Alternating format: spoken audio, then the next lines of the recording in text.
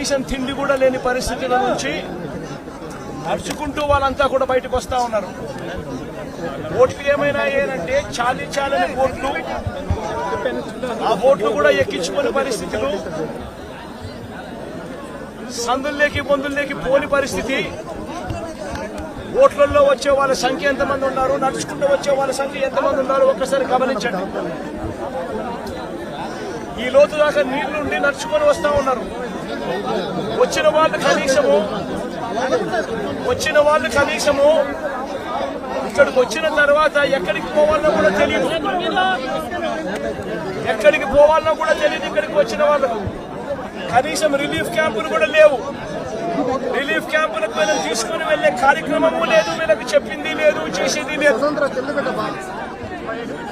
Relief క్యాంపులు కూడా లేకుండా ఇక్కడికి వచ్చిన వాళ్ళు ఎక్కడికి పోవాలో తెలియక వాళ్ళ బంధువుల ఇళ్ళకి పోతా ఉన్నారు. కనీసం వాళ్లకు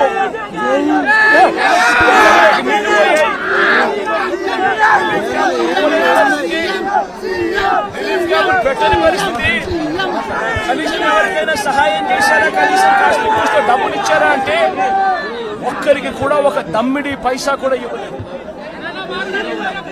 కనీసం దమ్మిడి రూపాయి కూడా డబ్బు ఇవ్వలేదు. నిజంగా ఇంత దారుణంగా ఉన్న పరిస్థితులు బహుశా ఎప్పుడూ కూడా చూసే ఉంటాం.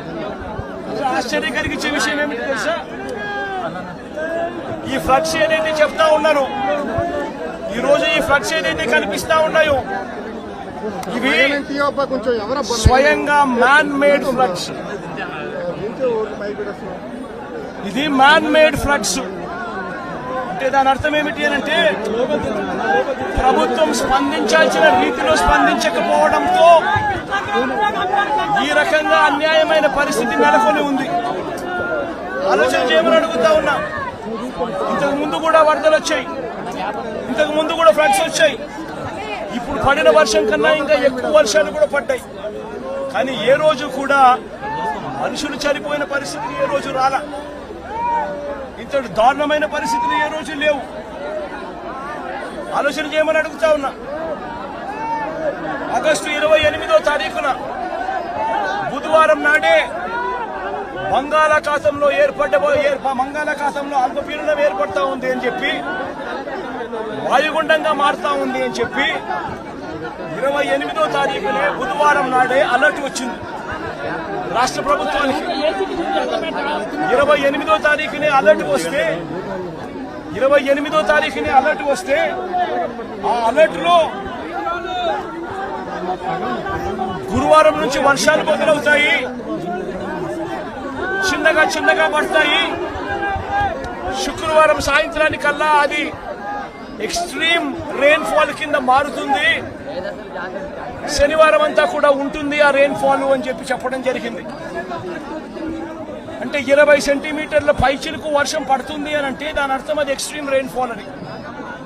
మరి ఆ ఎక్స్ట్రీమ్ రెయిన్ ఫాల్ ఎక్కడ వస్తా ఉంది, ఏ మండలాలలో వస్తుంది అనే ఇన్ఫర్మేషన్ కూడా ఐఎండీ ద్వారా మనకు ఇన్ఫర్మేషన్ కూడా మనకుంది.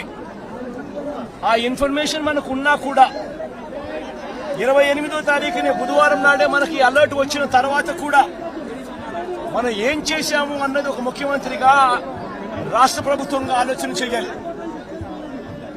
28వ తారీఖున అలర్ట్ వచ్చిన వెంటనే ఆ అలర్ట్ లో ఎక్స్ట్రీమ్ రెయిన్ ఫాల్ పడుతుంది.